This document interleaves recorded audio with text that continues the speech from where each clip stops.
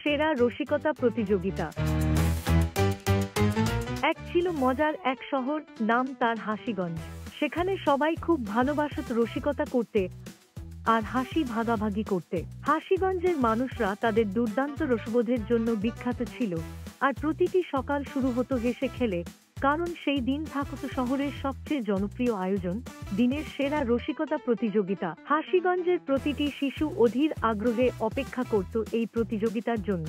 একজন করে সুযোগ পেত তাদের সেরা রসিকতা বলার, আর যারটা সবচেয়ে মজার হতো সেই হয়ে যেত হাসির রাজা বা রানী একদিনের জন্য। প্রতিযোগীদের ভেতরে ছিল ছোট্ট ম্যাক্স, যে পরিচিত ছিল তার বোকাশোকা, বুদ্ধিদীপ্ত আর মাঝে মধ্যে একটু দুষ্টু রসিকতার জন্য।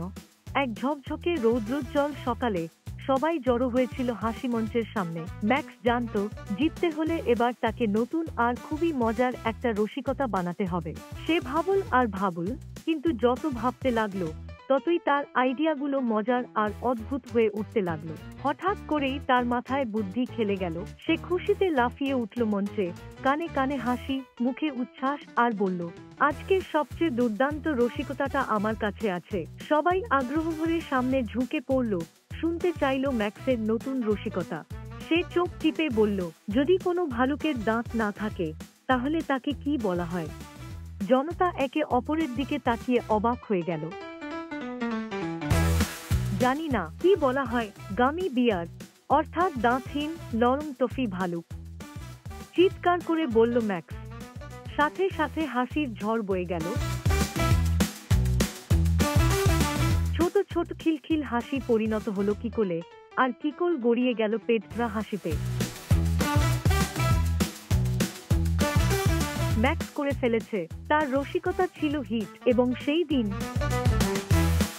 ম্যাক্সকে ঘোষণা করা হলো হাসির রাজা হিসেবে। কিন্তু মঞ্চ ছাড়ার আগে সে আরেকটা রসিকতা বলার সিদ্ধান্ত নিল, যেন সবাই আরো একটু উপভোগ করতে পারে।